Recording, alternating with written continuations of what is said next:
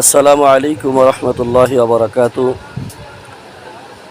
দেশ ও প্রবাস যে যেখান থেকে আমাদের ভিডিওটি দেখবেন, সবাইকে পবিত্র মাহে রমজানের শুভেচ্ছা ও মোবারকবাদ জানাচ্ছি। আপনারা অবশ্যই অবগত আছেন, এখন পবিত্র মাহে রমজান মাস চলতেছেন।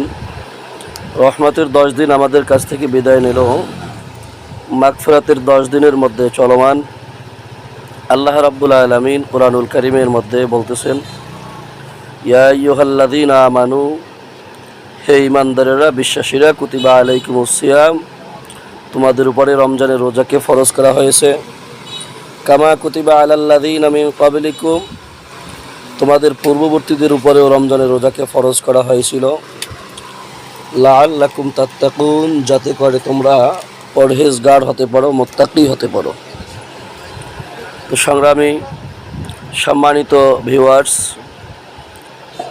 আপনারা জানেন আল্লাহ রসুল সাল্লাল্লাহু আলাইহি ওয়াসাল্লাম মসজিদের মিম্বারে আরোহণ করতে গিয়ে তিনি 3 বার বললেন আমিন আমিন আমিন।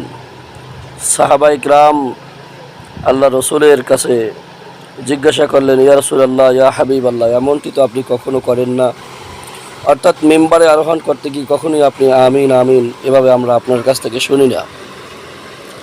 আল্লাহ রসুল সাল্লাল্লাহু আলাইহি ওয়াসাল্লাম সাহাবায়ে কিরামকে বললেন যে, আমার সাহাবায়ে কিরাম শুনে নাও, যখন আমি মিম্বারের প্রথম সিঁড়িতে পা রাখলাম, তখন হযরত জিবরাইল আলাইহি ওয়াসাল্লাম দোয়া করতেছিলেন যে, রব্বুল আলামিন, যে ব্যক্তি পবিত্র রমজান মাস পাওয়ার পরেও জীবনের গুনাহগুলো মাফ করাইতে পারে নাই, সে যেন ধ্বংস হোক।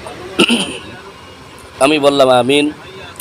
এরপরে আবার জিবরাইল আলাইহি ওয়াসাল্লাম পুনরায় দোয়া করলেন যে, রব্বুল আলামিন, যে ব্যক্তি তার পিতা মাতা উভয়কে জীবিত অথবা তাদের কোনো একজনকে জীবিত পাওয়ার পরেও তাদের খেদমত করে জান্নাতকে কামাই করতে পারে নাই, জান্নাত অর্জন করতে পারে নাই, আল্লাহ সন্তুষ্টি অর্জন করতে পারে নাই, সে যেন ধ্বংস হয়। আল্লাহ রসুল বললেন আমিন। এরপরে ফেরেশতা জিবরাইল আলাইহি ওয়াসাল্লাম আল্লাহ তাআলার কাছে তৃতীয়বার বললেন যে, রব্বুল আলামিন, যে ব্যক্তি তোমার প্রিয় হাবিব মুহাম্মদ সাল্লাল্লাহু আলাইহি ওয়াসাল্লামের পবিত্র নাম মোবারক শোনার পরেও দুরূদ শরীফ পড়ল না, সে যেন ধ্বংস হোক। আল্লাহ রসুল বলছেন আমিন।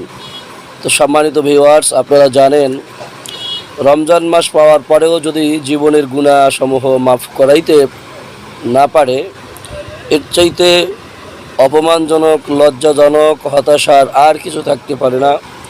নিঃসন্দেহে তিনি লানত-প্রাপ্ত, নিঃসন্দেহে তিনি ধ্বংসপ্রাপ্ত, নিঃসন্দেহে তিনি জান্নাত থেকে বঞ্চিত এবং জাহান্নামী।